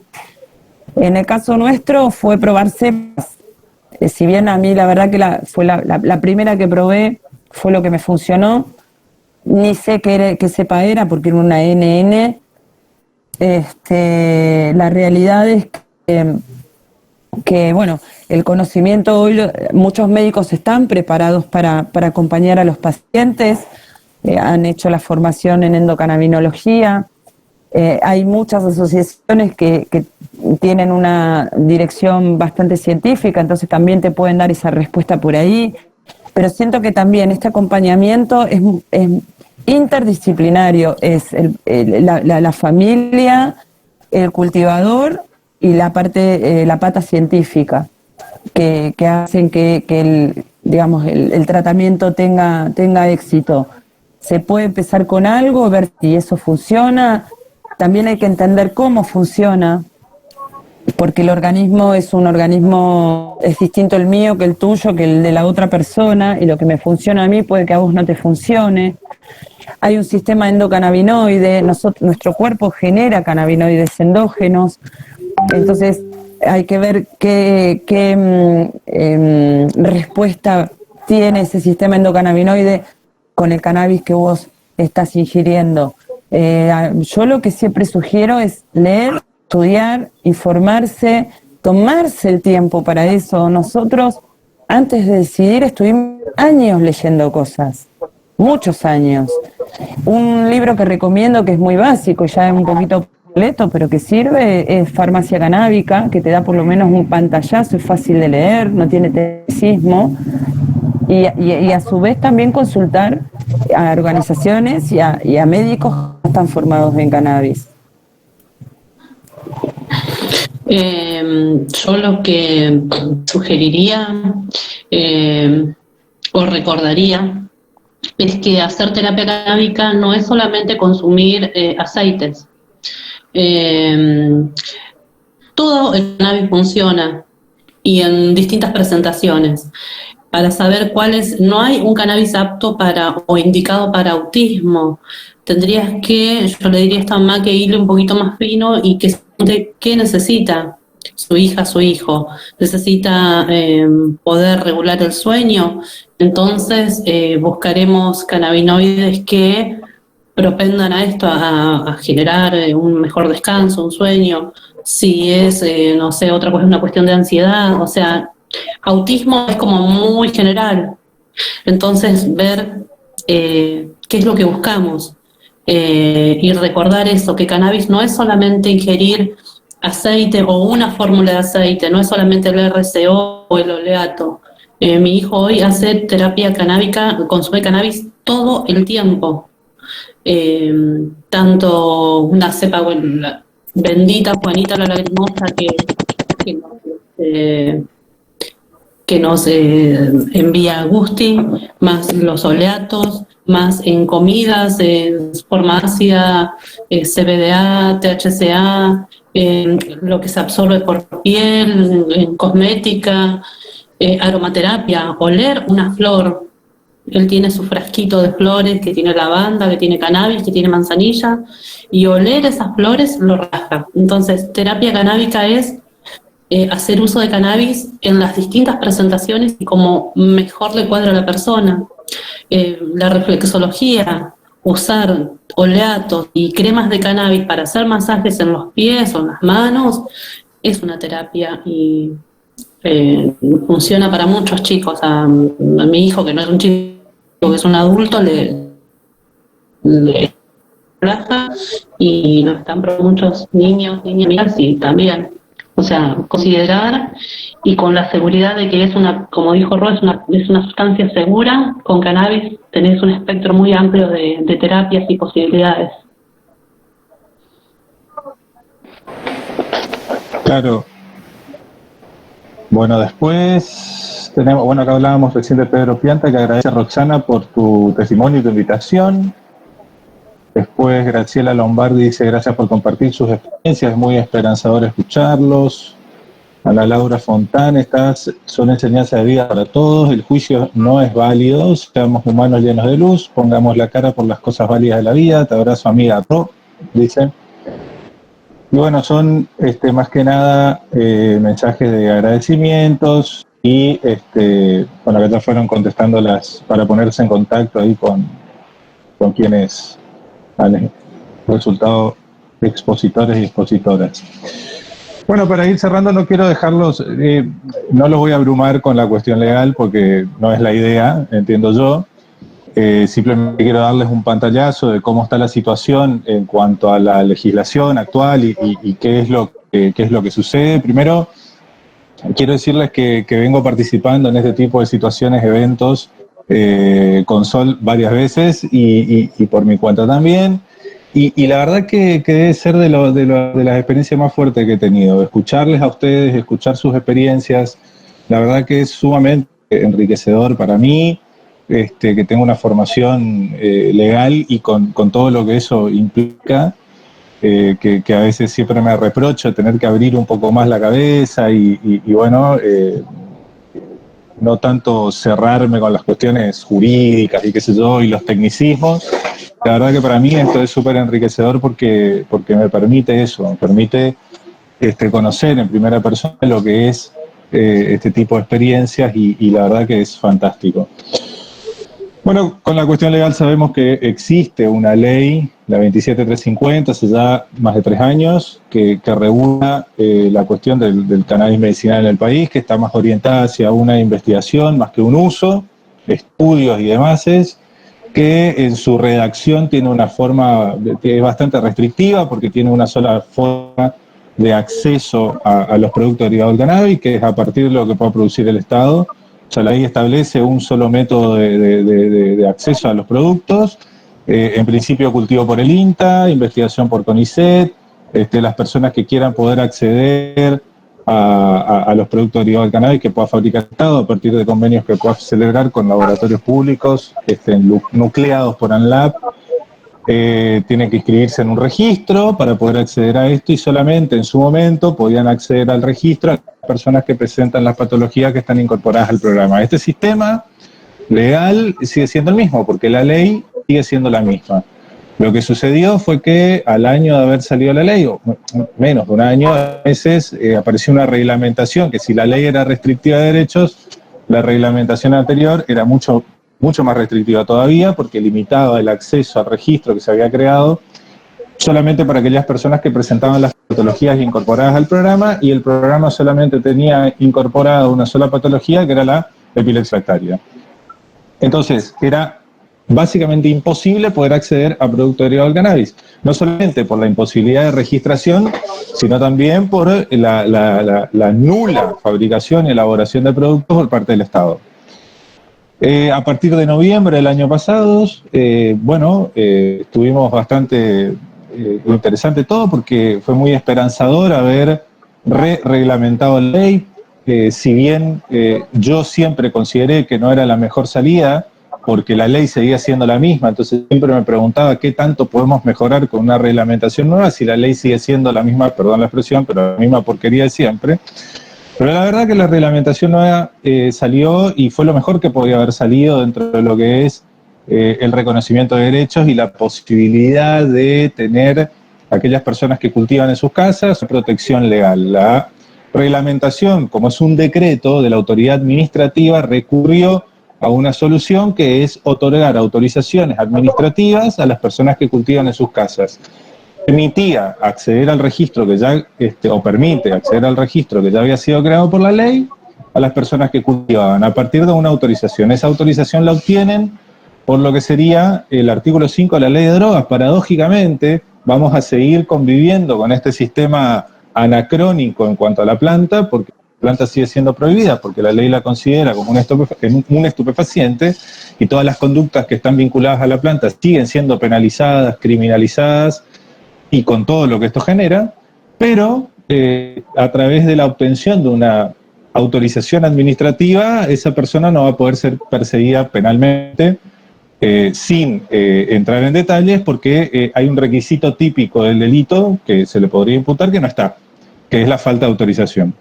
Ya el destino ilegítimo no lo tenía porque su actividad no está vinculada con el comercio ilegal de estupefacientes, sino que es algo que lo hacen para consumir uno mismo o algún familiar o hijo o hija en su mayoría, o en la mayoría de los casos. Entonces, bueno, con esta nueva reglamentación era todo mucho más esperanzador, porque la verdad que nadie más que ustedes saben la situación por la que tienen que atravesar por el solo hecho de buscar una mejor calidad de vida para sus hijos o para sus hijas, que en ese sentido imagino que habrán pasado por la misma situación en algún momento, y no lo dijeron, pero entiendo de que lo habrán hecho, decir, de poner a la balanza, bueno, decir, cultivo una planta que está prohibida con todo lo que esto me puede llegar a generar en cuanto a problemas penales y la amenaza penal de una pena que va hasta 15 años de prisión, o bueno, corro el riesgo y cultivo, pero mejoro la calidad de vida de mi hijo o de mi hija. Y entonces entiendo de que en ese sentido habrán optado, obviamente, por la segunda opción, sin importarle la amenaza penal, porque es así, uno por su hijo o por su hija va a buscar mejorarle la calidad de vida de cualquier forma. Pero con esta nueva reglamentación, bueno, un poco más esperanzador, como decía, porque tenían una protección legal. El asunto es que, si bien la nueva reglamentación establecía que al registro podían acceder las personas que cultivaban, nadie sabía cómo iba a funcionar este registro, este ReproCan, que era el registro nuevo que se creaba a partir de la derogación de la reglamentación anterior. Y si habíamos dado un avance mínimo, aunque sea, con la reglamentación en noviembre, en marzo aparece la resolución 800 del Ministerio de Salud, que es un retroceso absoluto, a mi criterio, a mi forma de ver, porque hace o vuelve imposible, casi imposible, poder acceder al registro. Y en el caso de que puedan acceder, como es tan limitativo en cuanto a lo que pueden hacer a partir de la obtención de la autorización, es donde se vuelve un poco difícil, porque la reglamentación, la resolución nueva, lo que trae, su anexo 2, es una serie de limitantes a la cantidad de plantas que puedan tener, a la manera en que van a llevar adelante el cultivo y al espacio físico, básicamente. Nadie sabe hasta el día de hoy lo que quiere decir interior o exterior. Hay un montón de aclaraciones respecto de lo que significa interior en lo que hace al cultivo controlado, pero nadie explica lo que es exterior. La limitación de plantas, que en cantidad, digamos, de plantas florecidas, que es hasta 9, y la verdad que poner un número para cultivar con fines medicinales, un tope máximo que no tenga absolutamente nada que ver con las necesidades reales de la persona usuaria, es absolutamente restrictivo, porque, bueno, ustedes lo podrán explicar mejor que yo, en la rotación de espacios van a necesitar tener un montón de plantas activas, digamos, como para poder abastecerse de la medicina y que no le falte. Y es muy difícil tener esa situación con solo 9 plantas y cultivadas en 6 metros cuadrados, con todas las implicancias que tiene, porque es una planta, se les muere, no sé, hay alguna plaga, algo que hace, bueno, los esquejes, es todo muy, muy complejo. Y todo eso limitándonos solamente estas complejidades, limitándonos solamente a las personas que cultivan para sí, pero también está la posibilidad de que accedan a productos derivados del cannabis a partir del cultivo que puedan llegar a ser las ONG. ¿Y cómo es para las ONG? Que tienen el mismo espacio, que son las mismas cantidades de plantas. ¿Cómo es posible que puedan abastecer a sus socios, por decirlo de alguna forma, solo con 9 plantas cultivadas en 6 metros cuadrados? Es todo muy confuso. No se entiende, la verdad que en vez de mejorar la situación y en vez de tratar de de legislar en un sentido de que puedan acompañar a la familia, a las personas usuarias, hacemos todo lo contrario. Y la verdad que eso hasta cierto punto da bronca. Incluso porque cuando sale la resolución, sale a partir de una especie de capricho del Ministerio de Salud sin consultar siquiera, aparentemente por los datos que se tienen, al Consejo Consultivo, que en este caso estuvo pintado. Entonces, no termina de entenderse. Y con lo que quiero cerrar esta breve exposición de lo que es esta nueva resolución y las implicancias que tiene, es que la reglamentación de noviembre establecía que solamente podían acceder al registro las personas que cultiven los domicilios con una indicación médica, que eso está muy bien hecho, porque no una prescripción, no es lo mismo prescribir que indicar. Prescribir ya tiene que ver con prescribir un medicamento, y lo que ustedes hacen no es un medicamento, porque no tiene esas características, de manera que la indicación médica, que es una recomendación, está muy bien que sea así. Ahora, el problema es que en la práctica esa indicación médica se plasma en la realidad, digamos, con el consentimiento bilateral informado. Hay un montón de prácticas médicas que requieren consentimientos bilaterales. Esta, vemos una más. Pero el problema es que esa indicación, ese consentimiento, tiene una serie de cuestiones que yo, que vivo en el interior, yo soy de Misiones, que vivo en el interior, es muy difícil conseguir profesionales de la salud que estén preparados o formados para poder indicar el uso del cannabis en tratamientos médicos, porque da mucho en manos del profesional, porque lo que tiene que hacer es, después de dejar constancia de cuál es la patología que tiene esa persona o que sufre, tiene que indicar también el consentimiento, el tratamiento a seguir. Y dentro del tratamiento tiene que establecer, ahí quedar bien en claro cuál es el procedimiento propuesto, la manera en que se va a llevar a cabo, y tiene que detallar encima la cantidad de plantas, la dosis, la concentración de THC, que si lo que queremos es demostrar que el THC tiene ciertas propiedades medicinales, acá lo estamos demonizando aún más, porque hay una demonización tremenda en el THC y sus efectos psicoactivos, digamos, y acá no sé para qué queremos saber eso. El tipo y frecuencia analítica requerida, etcétera. Es decir, situaciones que es muy difícil para un profesional de la salud determinar si un análisis hay que recordar que son preparados caseros, artesanales, y es muy difícil para el profesional determinar esto sin pasar por ese análisis de qué es lo que contiene el aceite. La dosis, por ejemplo, dice, ¿cómo va a saber el profesional cómo dosificar lo que se le está dando si es algo que aparte depende de cada persona? Es decir, todas estas cuestiones que lejos están de poder beneficiar y poder acompañar el tratamiento a las personas usuarias, hacen verdaderamente muy difícil de aplicación y de poder acceder al registro.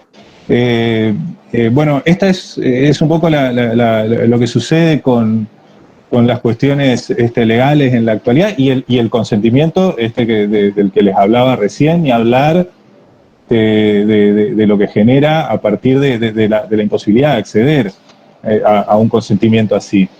Verdaderamente es muy difícil. Nosotros seguimos legislando absolutamente en contrario de que la realidad nos indica, y de la realidad por la que tiene que pasar la persona usuaria, en una cuestión que la viene llevando adelante hace un montón de tiempo, y la verdad que lejos de escuchar a las personas que tienen su experiencia, como quienes expusieron acá, lo único que hacemos es desoír eso y mandarnos como Estado, digo, ¿no? Por sí solos, y la verdad que eso está muy mal. No es lo que debe suceder. Así que bueno, hasta ahí es lo que quería mencionar. La verdad que, bueno, justo ahí hay otras preguntas que estaban haciendo. Estaba comparando a tu discurso también Pedro Pianta, que es juez y que tiene un hijo con autismo. Pedro, si quieres saludar, encender tu micrófono. También hablaban en cuanto a fumar. No sé si alguna de las madres o padres acá han utilizado también el fumar marihuana. Sé que a veces en crisis, para que para salir más rápido de la crisis, muchos padres o madres hacen que fume el niño o la niña para que, porque llega más rápido los efectos del cannabis. Yo puedo acotar algo. No sé si fumar, pero sí vaporizarlo. Aparte nosotras, el uso del cannabis no es solamente en gotas. También lo comen nuestros hijos. Lo comen en crudo porque utilizan el estado ácido de la planta que provee terpenos de calidad. Digamos, la planta en crudo no se degrada ningún componente, con lo cual la sinergia es mucho más beneficiosa, no psicoactiva tampoco. También hacemos comidas como por ejemplo galletitas que pueden ser también de rescate. Hacemos supositorios también que son usados en un momento de crisis o alguna necesidad así. Yo como mamá sí empecé a fumar en el año 2017. En una entrevista médica que yo en ese momento era cuidadora principal de mi mamá, mi hermano y mis 2 hijos. Mi mamá y mi hermano ya fallecieron de cáncer y yo estaba sobrepasada de responsabilidades y agotada. Y justamente un médico muy conocido, no lo quiero nombrar para no quemarlo, pobre, pero él estaba acompañando en ese momento y me entrevistó a mí, ni siquiera vio a mi familia, me invitó a entrar al consultorio y me preguntó que cómo estaba yo. Era la primera vez, años, que un médico me preguntaba a mí cómo yo estaba. Y recuerdo decirle, no, yo estoy bien. Me dice, ¿cómo dormís? No, re bien. Le digo, lo único que me levanto con muchos dolores y como si me hubiese pasado un camión con acoplado y no vi la patente. ¿Y cómo comés? No, la verdad que como bastante mal, no tengo apetito. Y me dice, ¿y el estado de ánimo? Y a veces lloro bastante. Y claro, estaba muy mal. Yo no me daba cuenta que yo estaba mal, que era la principal cuidadora. Hasta ese momento tampoco me había percatado que las políticas de salud no contemplan al cuidador, no cuidan al cuidador. Nosotros no tenemos derecho a enfermarnos tampoco, a tener una crisis, no somos ni comprendidos en las crisis, ¿viste? Somos madres histéricos, padres estúpidos. Y recuerdo que me dijo, bueno, mira, hace una cosa, 2 picaditas a la noche y después me contás cómo estás. Y yo le hice caso. Y mi vida cambió automáticamente. Y desde que yo empecé a ser usuaria y fumo marihuana, me siento mejor. Puedo conectar mejor con un montón de cosas, puedo estudiar, puedo ponerme a trabajar y soy muchísimo más proactiva que lo que era antes, que estaba sumergida en un montón de cosas, de responsabilidades y la cabeza no me paraba de pensar de qué le pasaba a mi madre, cómo la podía ayudar, los dolores, la obra social que no cumplía. Hoy me pasa lo mismo, pero me lo tomo con mucho más calma, puedo pensar estratégicamente cómo actuar, puedo priorizar cosas y no me anulo como antes. La verdad que también mejoré, yo tengo un problema que cuando estoy muy nerviosa dejo de comer y adelgazo muchísimos kilos y bueno, puedo mantener mi dieta, también me hice más consciente de la alimentación, eso no sé por qué me llevó a hacer...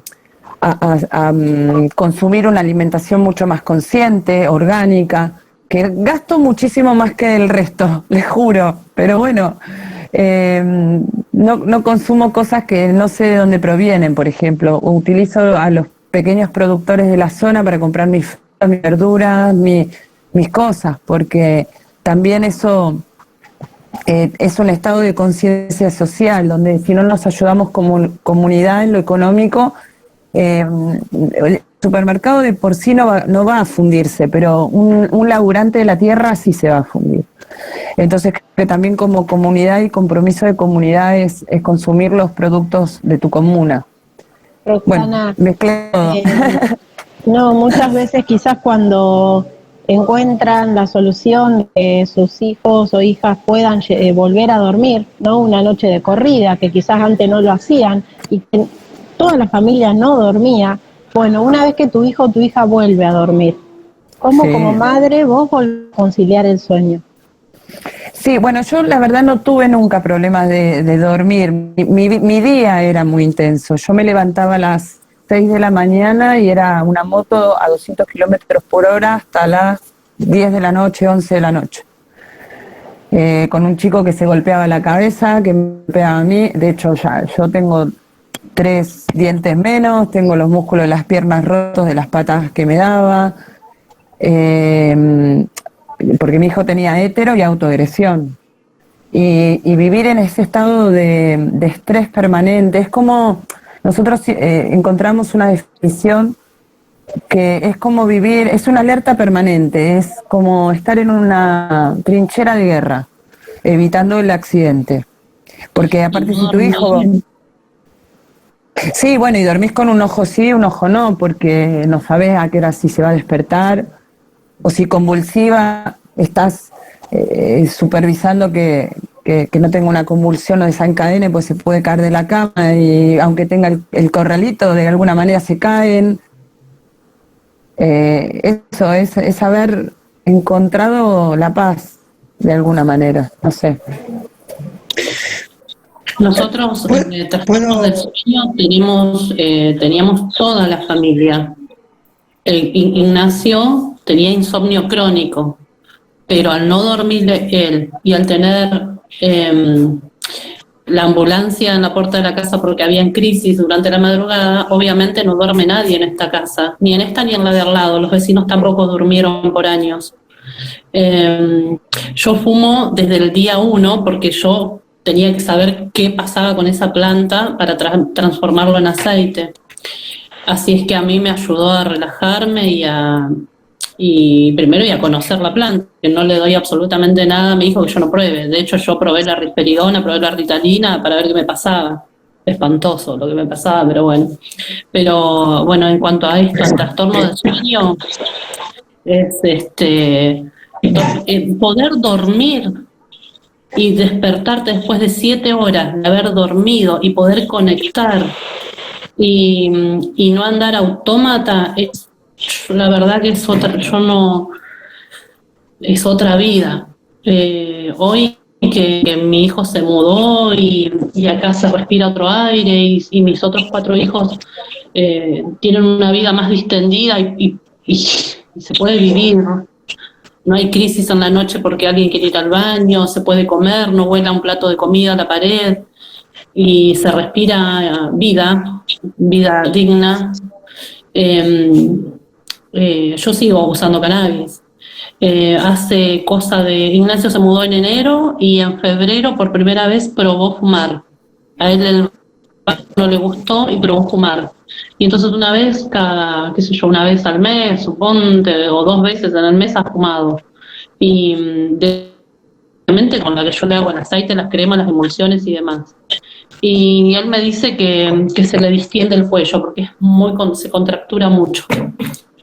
Así es que él prefiere los aceites, las cremas, la comida, pero si yo estoy fumando a veces me pide. Y nada, es una pitadita y se relajó. Bueno, no sé si alguien quiere hacer alguna pregunta ya para ir cerrando, aportar algo. Yo, ¿qué tal? ¿Cómo les va? Adelante, Pedro, sí. ¿Cómo están? Bueno, muchas gracias por la posibilidad de participar. Gracias, Roxana, por la invitación.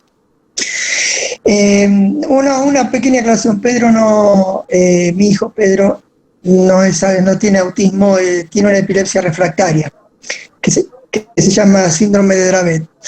No, y mi opinión es la de siempre. Creo que el tiempo viene demostrando, después de toda esta lucha a la que yo me he sumado, por el conocimiento que he tenido de tantos padres y tantas madres, haber tenido la suerte enorme de conocer también al doctor Marcelo Morante. Digo que durante todo el transcurso de esta lucha, que no va a terminar, yo venía sosteniendo que, porque veía a los padres tan angustiados y a las madres con el tema de la persecución penal, como yo me ocupo de eso, ya de hace muchísimo tiempo, más de la mitad de mi vida, les advertía de que no se sintieran delincuentes porque no estaban cometiendo ningún delito. Todo eso lo escribí en el chat, así que no quiero extenderme sobre algo que vengo señalando desde el inicio. Y también vengo señalando que lamentablemente no es que quiera tirar mala onda, pero tengo que decirle lo que considero que va a ocurrir en la medida que las cosas no cambien, las cosas que deben cambiar. Todo lo que ocurre no ocurre en el aire, no ocurre en un espacio vacío, sino que ocurre en un contexto. Y nosotros estamos inmersos en un tipo de ordenamiento social, de relaciones sociales, que llevan en todos los órdenes, no solamente en este que estamos tratando y que nos afecta, a nosotros particularmente, llevan a afectar al más vulnerable. Y por eso es que se los criminaliza a los padres que quizás plantan una plantita de marihuana para hacer un aceite para que su hijo, por ejemplo, deje de tener convulsiones, cosa que no logran con la medicina tradicional. Y yo decía, no hace falta ninguna ley porque no están cometiendo ningún delito, es una cuestión técnica, que ahí en el chat muy sintéticamente y muy básicamente la transmití nuevamente. Pero bueno, lo van a seguir criminalizando, porque lo que hay que cambiar es el orden social, tiene que pivotear sobre otras bases y no sobre estas. Lamentablemente, también decía, se va a sancionar una ley que, bueno, bienvenida sea, aunque no hace falta, insisto, para no criminalizar a los padres y a las familias, pero después se van a dictar reglamentaciones que la van a denaturalizar. Y bueno, lo que ocurre, lo que el doctor, mi colega, acaba de decir, porque eso ocurre no solamente con relación al cannabis con un fin terapéutico, ocurre en general. Ya le digo, son más de la mitad de mi vida, tengo 61 años, que trabajo con la ley como instrumento, como herramienta. Así que yo les quiero agradecer mucho, los acompaño, porque soy parte de ustedes, agradezco la compañía de ustedes, nos sirven a mí, a mi familia, a Pedro, de mucho, y bueno, simplemente transmitir eso, y todo lo que pienso está escrito en el chat. Muchísimas gracias. Gracias, Pedro. Bueno, alguien más que tenga alguna otra inquietud, ya dejamos nuestro celular, en Gastón también, así que lo que necesiten se pueden comunicar o a las redes sociales, estamos del otro lado. Y yo principalmente agradecer porque, bueno, he conocido la lucha social gracias a las madres y bueno, me han cambiado verdaderamente mi trayectoria de vida y bueno, cada conversatorio, cada charla realmente me emocionan los testimonios y las luchas que hay detrás y las fortalezas y las resistencias que aparecen en todas estas vulnerabilidades y opresiones, ¿no? Y bueno, seguimos insistiendo, poniendo en la agenda pública, luchando, y la verdad que como profesionales lo único que podemos hacer es acompañar y quizás en nuestros campos de intervención poder seguir apostando a estos campos que no se hablan, que están callados, que están invisibilizados y bueno, quizás desde la investigación a veces se hace difícil imponer este tema, llevar este proyecto y bueno, hace años que vengo y dale y bueno, las instituciones ya sabemos que son bastante también conservadoras y estructuradas y bueno, y cada cual lucha desde su lugar, pero bueno, decirles que no están solos, no están solas y que hay muchos y muchas personas en esta lucha apoyando, así que bueno, a todos los padres y madres que se unieron hoy, saber que estamos trabajando en red, que no duden en consultar, que no duden en llamarnos, en escribirnos, que para eso estamos. Así que bueno, y gracias a estos panelistas de lujo del día de hoy. Gracias a vos, Muchísimas Sol. gracias. Gracias, Roset. Gracias, Reset, por este espacio, sí. Sí, gracias. Bueno. Chao, gente. Muchas gracias a todos. Muchas gracias. Chao, y gracias a todos los que estuvieron en